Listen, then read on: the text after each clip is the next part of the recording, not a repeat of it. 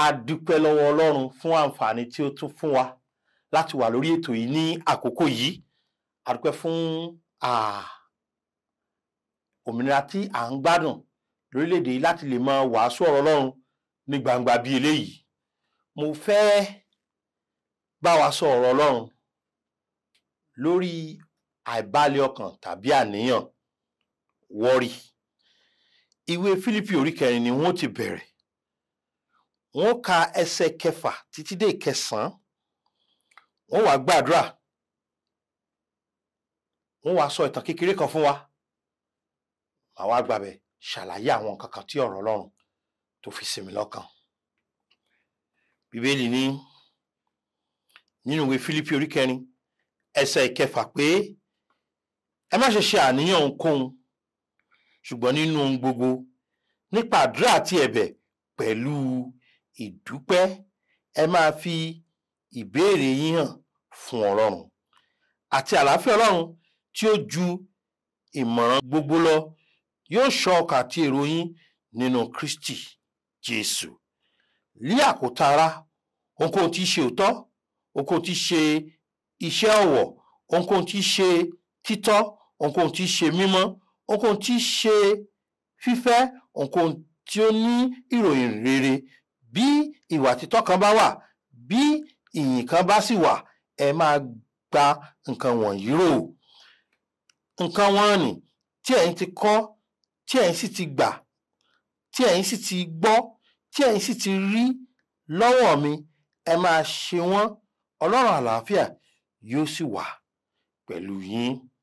Bàbá wa àti Ọlọ́run wa dúpẹ́ fún oore àti àánú yín lórí ayé wa. A dúpẹ́ fún àǹfààní tí ẹ fún wa láti wà ní àkókò yìí láti lè sọ ọ̀rọ̀ Ọlọ́run fún ara wa. Mo gbàdúrà pé kí ẹ jẹ́ kí ọ̀rọ̀ yín kó ní ipa nínú ayé wa, kí ẹ jẹ́ kí ọ̀rọ̀ yín kó ka ayé àti ọkàn ẹnìkọ̀ọ̀kan, kí ẹ jẹ́ kí ọ̀rọ̀ yín kí ó mi àárín gbùngbùn ibi yìí títì, kí ẹ sì jẹ́ kó ní ipa rere láyé ẹnìkọ̀ọ̀kan wa. Ẹ ṣé torí pé ẹ ń gbọ́ tiwa, ẹ ṣé torí pé ẹ ó sì tún gbọ́ tiwa, ẹ ṣé torí pé ọ̀rọ̀ yìí yóò ran ẹnìkan lọ́wọ́ lónìí ní orúkọ Jésù Kristi Olúwa wa. Àmín. Àníyàn tàbí àìbalẹ̀ ọkàn.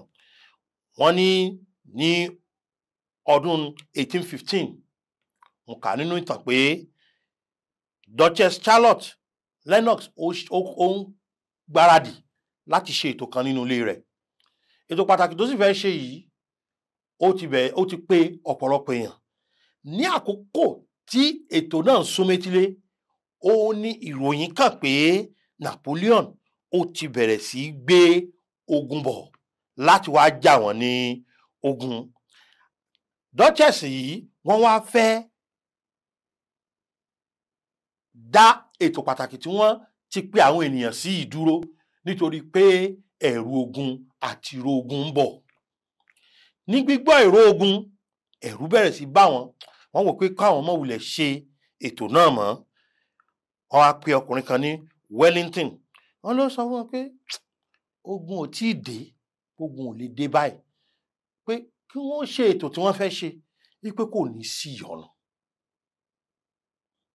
Ǹjẹ́ mọ̀ pé wọ́n ṣe ètò náà, kò sì sí ìyọnu lóòótọ́. Wọ́n rí ṣe, ó yọrí sí rere. Gbogbo àwọn tó tán pè náà wá náà padà láyọ̀ àtàlàáfíà láì rí ìyọnu kankan. Wellington yìí náà ló tún wá lọ láti lọ dojúkọ Napoleon tó sì borí ogun ní ọdún tá à ń sọ yìí.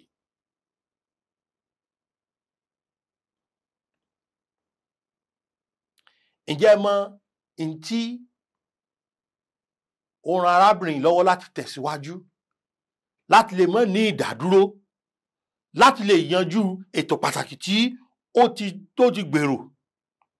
Ó ní pé ó ṣẹ́gun àìbalẹ̀ ọkàn àti àníyàn. Kí ló sì jẹ́ kó lè ṣẹ́gun? Ó ní pé ó sinmi lé ìdánilójú tí ọkùnrin Wellington yẹn fún un. Jẹ́ kí n sọ fún ọ pé ó sàn fún èmi àti yín láti kọ́ ẹ̀kọ́ yìí pé a nílò láti sinmi lé ìdánilójú tí Ọlọ́run fún wa. Àìjẹ́ bẹ́ẹ̀, ayé wa yóò kún fún àìbalẹ̀ ọkàn àti àníyàn ṣíṣe. Ẹbí wa yóò kún fún àìbalẹ̀ ọkàn àti àníyàn ṣíṣe. Ẹ kí n sọ fún wa pé Ọlọ́run fẹ́ kí a máa gbàdúrà ni dípò ká máa ṣe àníyàn.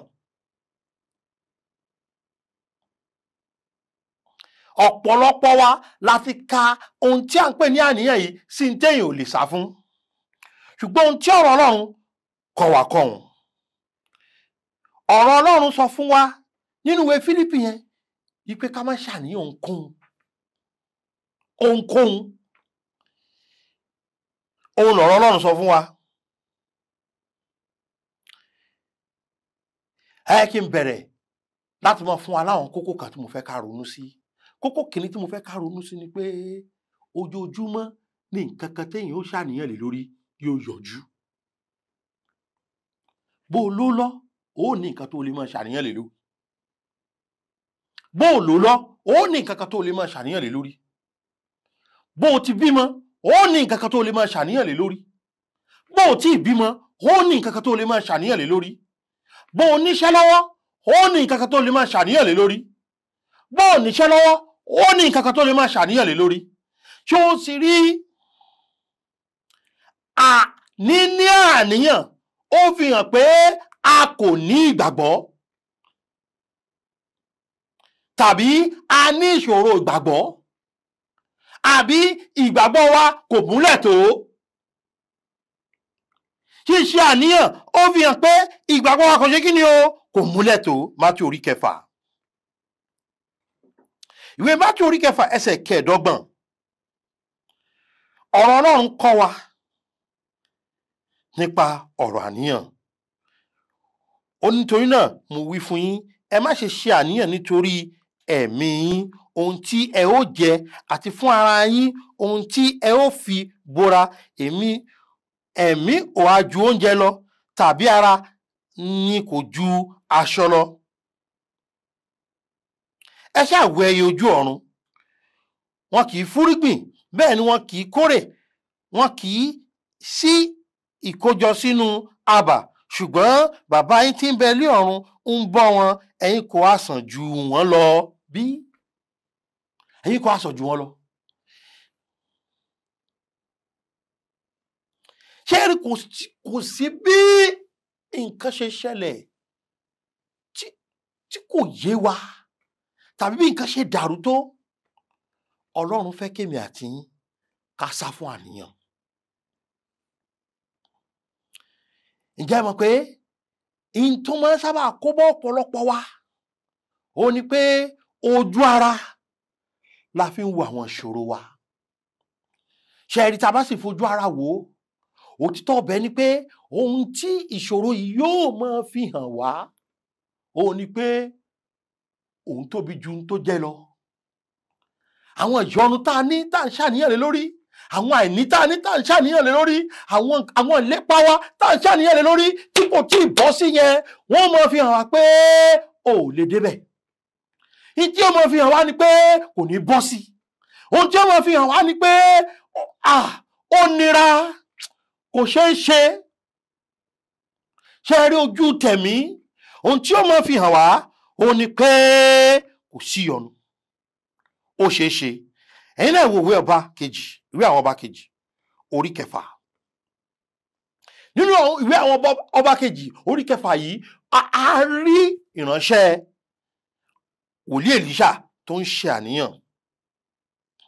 Nítorí pé ọba Síríà ti rán àwọn ọmọ ogun wá láti wá yí wọn ká, láti wá dojú kọ wọ́n, láti wá dá wàhálà sílẹ̀, láti wá yọ wọ́n lẹ́nu.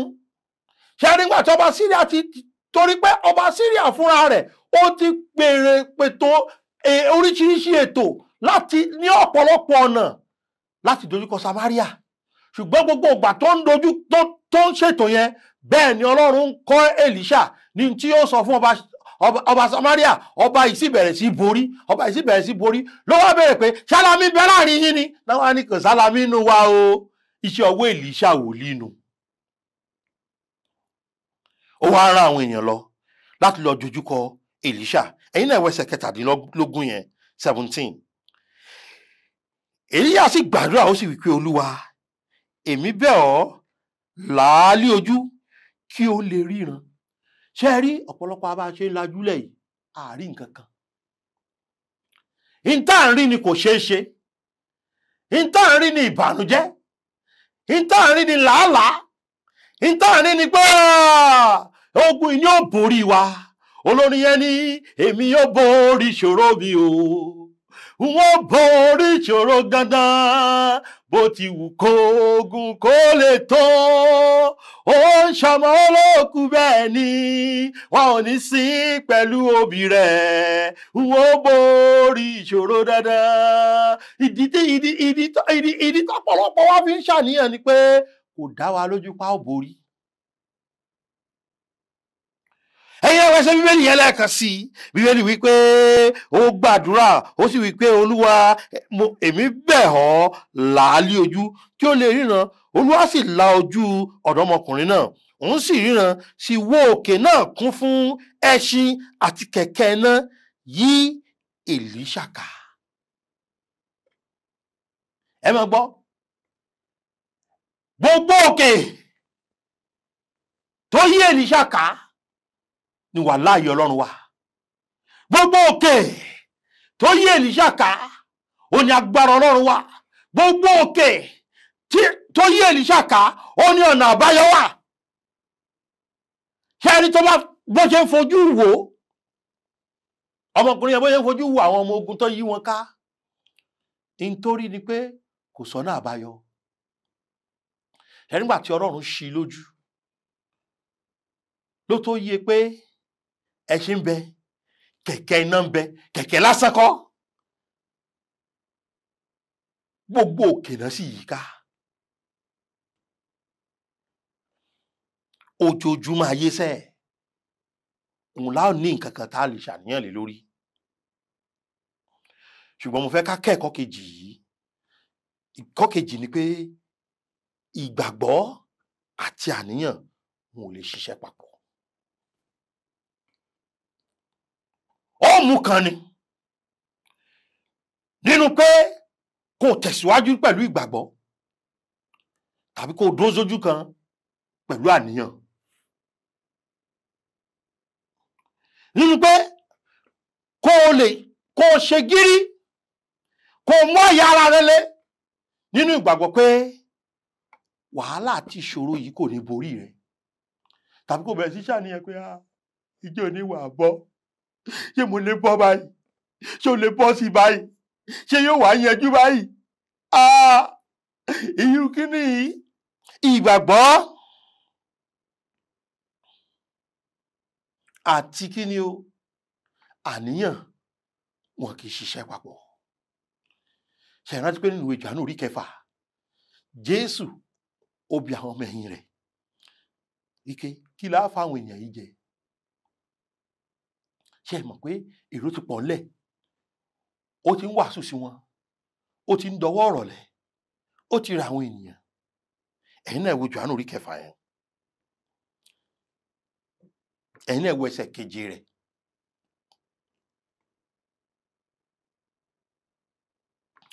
Ìwé Jòhánù orí 6 ẹsẹ̀ 7.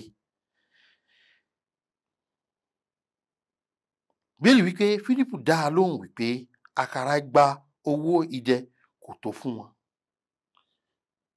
Jésù ní kí ni wọ́n fáwọn èèyàn jẹ? Ó níbo láti rákàrà tá fáwọn èèyàn. Bíbélì ní ó sọ fún láti máa dánwò ni. Fílípù ní ọ̀gá ìtẹ́fẹ́ dánra wọlé ilé díẹ̀ o, ipa àwọn ọ̀ka o, kò sówó lẹ̀ o, níbo láti rówó, níbo ní oṣù bó àwọn èèyàn pọ̀, àwọn èèyàn pọ̀, àwọn èèyàn pọ̀, àwọn èèyàn pọ̀. Màmá mi nígbà tán wà láyé, wọ́n láwọn ò ṣe ìnáwó rí kẹ́nìkan wá kó lóhùn òrò oúnjẹ jẹ. Nǹkan méjì ni wọ́n máa ń ṣe. Wọ́n ní ṣáájú ìnáwó náà làwọn ti sọ pé Olúwa gba gbogbo ènìyàn lálejò, Olúwa tẹ́ gbogbo ènìyàn lọ́rùn. Nǹkan kejì ni pé nígbà tí wọ́n bá ra gbogbo ohun tí wọ́n láwọn fẹ́ lò tán, wọ́n wá dúró, màmá mi yóò wá gbàdúrà lé oúnjẹ náà pé Olúwa, ìwọ tó fi ẹja wẹ́wẹ́ 2 àti iṣu àkàrà 5 bọ́ èèyàn 5,000 láì kọ́mọdé àtobìnrin, ìtìpa wa ká láti rà rè o, Olúwa fi bọ́ gbogbo èèyàn tí ó wà. Ṣé ẹ rí, tí ìnáwó náà bá ìjọ ìnáwó náà, iye àwọn tí kinní yẹn bá lè ká òun ni ó yọjú, tí ó sì tún gbọ̀n lẹ̀ lẹ́yìn ìnáwó.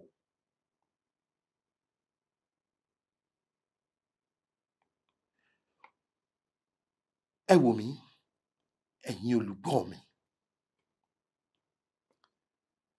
ìgbàgbọ́ àti àníyàn wọn lè bára wọn rìn. Téèyàn bá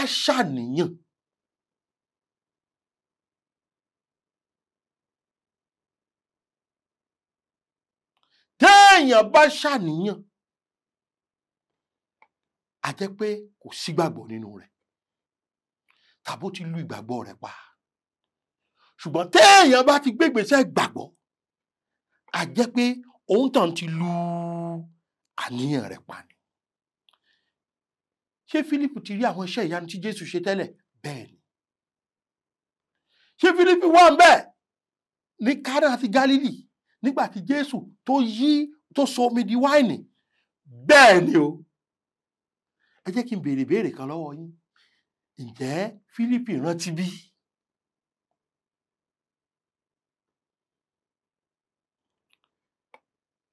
Àníyàn ti borí ìgbàgbọ́ mọ́ lọ́wọ́. Ibi tí wọ́n ti dúró lórí àníyàn lónìí rèé. Ṣùgbọ́n mo fẹ́ bi ọ́, ṣàníyàn ò ti borí ìgbàgbọ́ mọ́ ọ lọ́wọ́?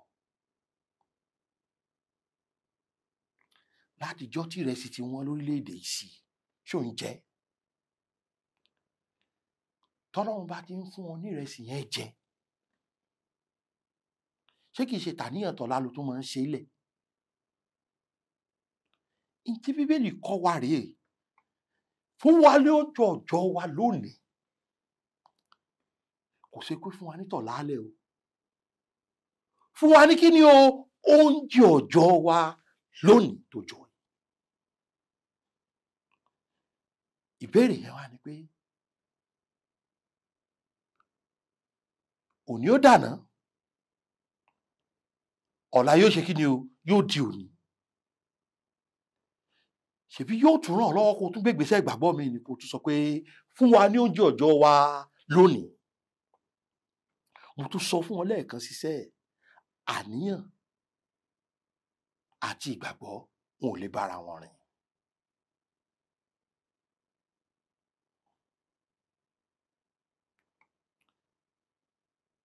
Ó ṣe ní láàánú pọ̀pọ̀lọpọ̀ àtàpẹ̀rẹ̀ lónígbàgbọ́. Àdó lórí ìdánilójú Ọlọ́run rí. A sì ti kóra wa sí ọ̀pọ̀lọpọ̀ àìní ìfọ̀kànbalẹ̀. A ti kóra wa sí ọ̀pọ̀lọpọ̀ àìní àlàáfíà. A ti fira wa hàn gẹ́gẹ́ bí aláìgbàgbọ́. Nítorí pé àníyàn ti pa ìgbàgbọ́ rẹ́ mọ́ ọ́nú.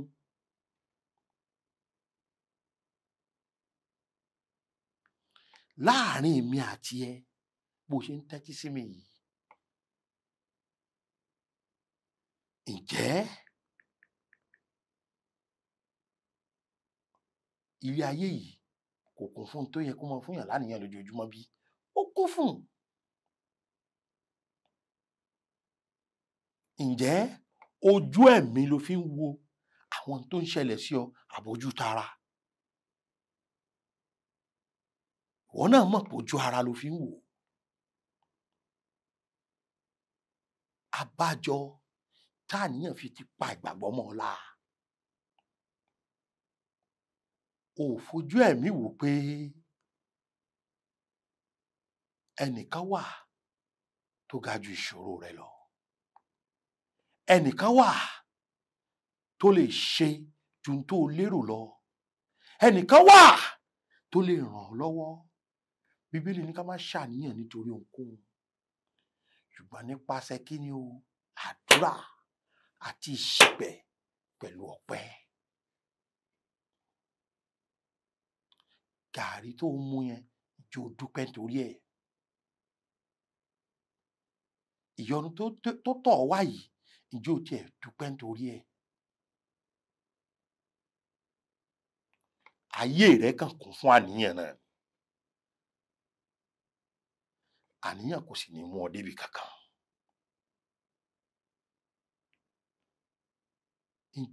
Ntí ó fi ọ́ sí náà ni ọkàn tí ò balẹ̀. Àníyàn kò yanjú ìṣòro rí, kò sì lè yanjú ìṣòro kankan. Ṣùgbọ́n ìgbàgbọ́ a máa sọ òkè di pẹ̀tẹ́lẹ̀. Ìgbàgbọ́ a máa ṣí òkè nídìí. Dádì, mọ́mì, ẹ̀yin ọmọdé, ẹ̀yin àgbàlagbà, gbogbo ẹ̀yin olùgbọ́ mi, mo fẹ́ kẹ́ ẹ rántí pé àníyàn àti ìgbàgbọ́ wọn ò lè ṣiṣẹ́ pọ̀. Oore ọ̀fẹ́ Kristi màá tún kọ́ wa láti inú ọ̀rọ̀ náà nípa àníyàn níjọ́ mẹ́jọ. Ìwọ jẹ́ kí n bi ọ́ pé ṣé o ti gba Jésù?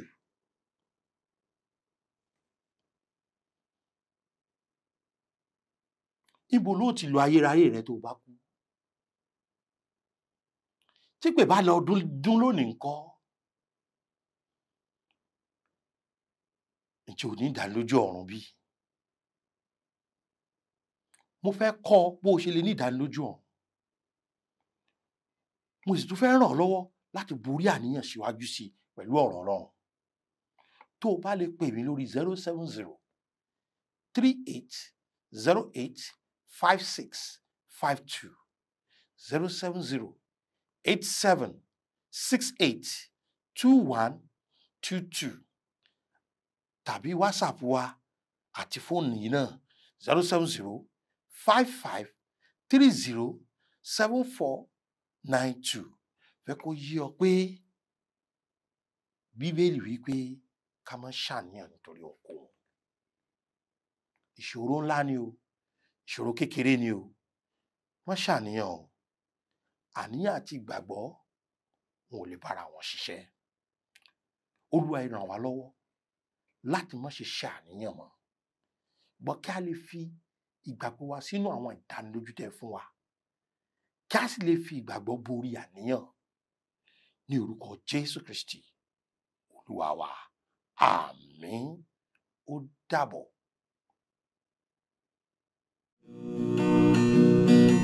Oh